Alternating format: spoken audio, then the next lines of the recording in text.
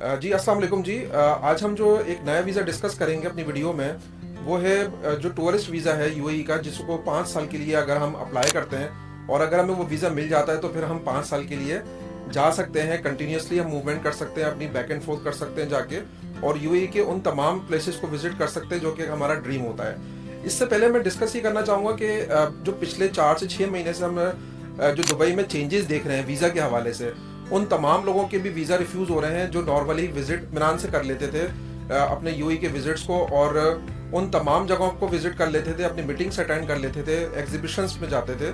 लेकिन अभी आपने देखा होगा कि पिछले कुछ महीनों से बड़े इश्यूज हैं यूएई के वीज़ा में, और मेरे पास एक मल्टीपल क्यूरीज आती रही कि जनाब यूएई के वीज़ा में जो डिफरेंसेस आ रहे हैं वो क्यों रिफ्यूज़ कर रहे हैं वीज़ा, और इसके ऑल्टरनेटिव्स क्या अवेलेबल हैं। तो आज के हम इस वीडियो में डिस्कस ही करेंगे कि जो ऑल्टरनेटिव्स हैं इस वीज़ा के वो क्या हो सकते हैं। तो इसलिए आज हम इस जो टॉपिक पर डिस्कस करने जा रहे हैं वो है 5 इयर्स जो multiple entry visa of UAE.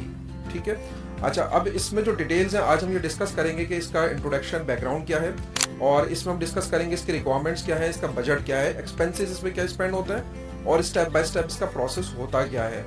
तो बेसिकली इसका जो बैकग्राउंड है वो ये है कि यूएई में जो इतने ज़्यादा वीज़ा रिफ्यूजल्स हो रहे हैं, जो कि सिंगल एंट्री वीज़ा अप्लाई होते हैं, नॉर्मली लोग वहाँ जाते हैं, बहुत सारे लोग वहाँ पर जाके स्लिप हो जाते थे, या बहुत सारे लोग जो अनइथिकल एक्टिविटीज़ उसके अंदर इंगेज हो जाते हैं, या हमारा मैं एक बहुत इंपॉर्टेंट चीज़ बताऊँ, सोशल मीडिया में जो अभी मैंने प्रीवियसली 4 से 6 महीने में चेंजेस देखे हैं, उसमें चेंजेस ये देखे हैं कि मल्टीपल कंट्रीज ऐसी हो गई हैं जो अब आपकी वीज़ा एप्लीकेशन की स्क्रूटनी वो आपके सोशल मीडिया के थ्रू करते हैं। तो उसमें भी UAE top of the one country के, जिसके अंदर वो आपका जो दुबई है वो बहुत सारी डिटेल में स्क्रूटनी कर रहा है आपकी प्रोफाइल की। वो ये भी देख रहा है कि आपने सोशल मीडिया पे पाकिस्तान के हवाले से कोई ऐसी अगेंस्ट पोस्ट लगाई हुई है, या पाकिस्तान के अलावा किसी भी कंट्री के लिए आपने अगेंस्ट पोस्ट लगाई हुई है, तो वो आपकी तमाम चीज़ों को मॉनिटर भी कर रहे हैं, और उसके बेसिस पे अपनी स्क्रूटनी प्रोसीजर के बाद जजमेंट्स करके आपको वीज़ा रिफ्यूज़ कर देते हैं।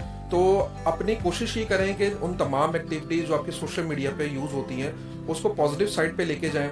और अभी जो अमेरिका ने अपडेट भी दी है वो ये दी है कि अमेरिका विजिटर वीज़ा में या स्टूडेंट वीज़ा के अंदर आपको, जो हम DS-160 का फॉर्म फिल करते थे, तो उसमें एक बड़ी मेजर अपडेट आई है कि आपको अपनी जो सोशल मीडिया की प्रोफाइल है वो आपको पब्लिक रखनी है, ना कि आप प्राइवेट रखें, या कोई इनकंसिस्टेंट आपका बिहेवियर उसके अंदर यूज़ हो रहा है, या आपका कोई कंटेंट इस तरीके का है, या आपने अपनी प्रोफाइल को जो पब्लिक नहीं किया हुआ प्राइवेट किया हुआ है। तो इन तमाम चीज़ों को मद्देनजर रखें। तो ये थोड़ा सा बैकग्राउंड है इस वीज़े का कि ये एक अच्छा मल्टीपल एंट्री वीज़ा है, मतलब दुबई का, जिसमें आप बड़ा क्लियरली अपने 5 साल का वीज़ा आप अप्लाई कर सकते हैं। और इसमें नाज़रीन जो रिक्वायरमेंट्स क्राइटेरिया है वो अक्सर लोग हमसे पूछते हैं कि 5 इयर्स का वीज़ा है, मल्टीपल आपको एंट्री वीज़ा मिल रहा है, तो इसकी बेसिक रिक्वायरमेंट्स क्या हैं। तो बेसिक रिक्वायरमेंट में इसकी जो फर्स्ट इंपॉर्टेंट रिक्वायरमेंट है वो ये है कि आपके पास USD $4000 मौजूद हो आपके अकाउंट में, जो आपने प्रीवियसली 6 मंथ से मेंटेन किए हो। अच्छा, अगेन इट्स नॉट नेसेसरी कि आपके पास वो USD में अमाउंट अवेलेबल है, वो आपका किसी भी इक्विवेलेंट आपके किसी भी करेंसी के अंदर आपके पर्सनल बैंक अकाउंट के अंदर अवेलेबल है, तो वो एक्सेप्टेबल है।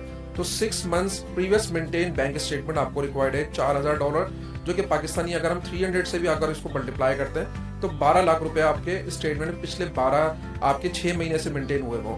अब इसमें मुख्तलिफ सवालात लोगों के आने शुरू हो जाते हैं कि हमारे अकाउंट में नहीं है तो हम क्या करें, अगर हमने प्रीवियस मंथ में डलवाए थे तो उसका क्या करें।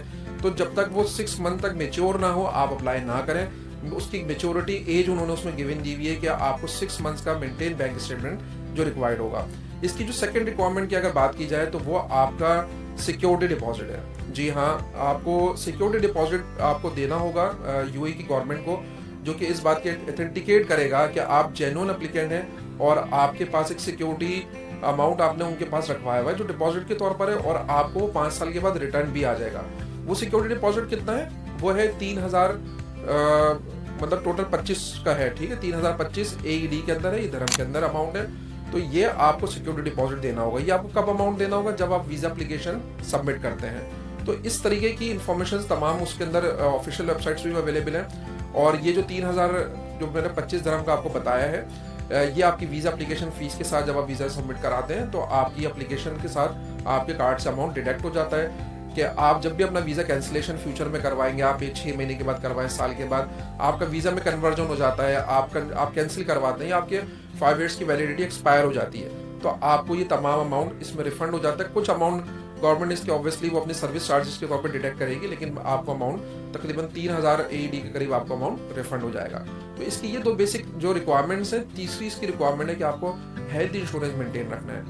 हेल्थ इंश्योरेंस का मतलब ये है कि आपने जब आप फर्स्ट एंट्री विजिट करेंगे तो कम से कम आपने 180 डेज का, यानी कि तकरीबन 6 महीने का आपने हेल्थ या ट्रेवल इंश्योरेंस और मेडिकल इंश्योरेंस आपने लेना होगा।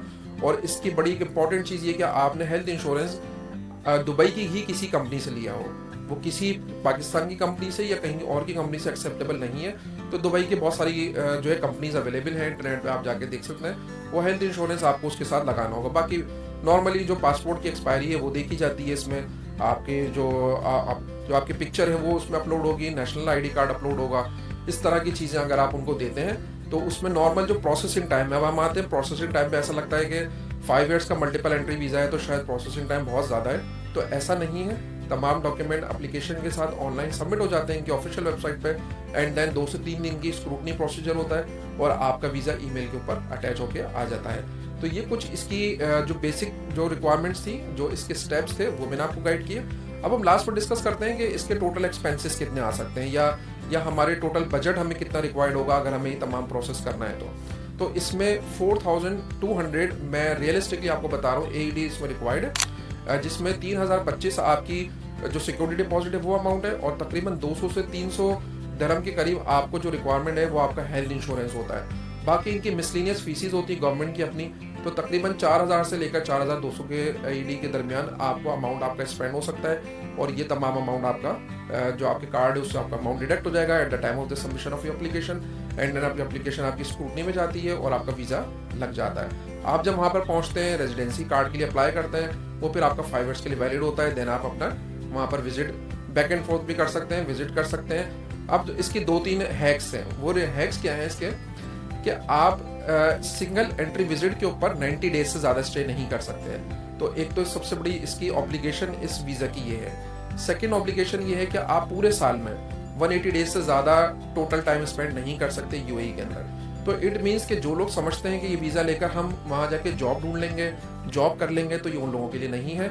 ये उन तमाम लोगों के लिए जो टूरिस्ट पे नॉर्मली जिनके जो बिजनेस मीटिंग्स होती हैं या वो उनकी फ्रीक्वेंटली विजिट्स होते हैं UAE के अंदर, तो इन तमाम लोगों के लिए ये वीज़ा अवेलेबल है। दूसरा जो एक और इसकी ऑब्लिगेशन है वो ये है कि जब आपका अमाउंट रिफंड होगा तो उसकी भी बहुत सारी डिफरेंट पॉलिसीज़ हैं कि जो उनके ऑफिशियल वेबसाइट्स पे अवेलेबल हैं कि आप अगर रिफंड अप्लाई करेंगे तो जिसके कार्ड के थ्रू होगा उसी कार्ड के अंदर आपका अमाउंट रिफंड आएगा, कितने दिन में आता है, वो तमाम चीज़ें मेंशन है। तो ये कुछ चीज़ें थी जो एक हमने रिफंड की पॉलिसी को डिस्कस किया। इसके साथ हमने डिस्कस किया कि जो बैंक स्टेटमेंट की रिक्वायरमेंट है, इसके साथ हमने डिस्कस ये किया कि जो सिक्योरिटी डिपॉजिट उसमें रिक्वायर्ड होगा और हेल्थ इंश्योरेंस किस तरीके से लेना होगा। तो अगर आपके पास ये तमाम चीज़ें मौजूद हैं तो उसमें अंदाज़ा यही है कि आपको बहुत अच्छे तरीके से आपको भी पता है कि अब आजकल जो मसले मसाइल हैं दुबई के वीज़ा के अंदर, तो ये एक हमारे पास एक बेहतरीन हल है कि जिसके वीज़ा रेशो चांसेस बहुत बेहतर हैं और दुबई इन तमाम चीज़ों के बेसिस पे आपको वीज़ा दे सकता है।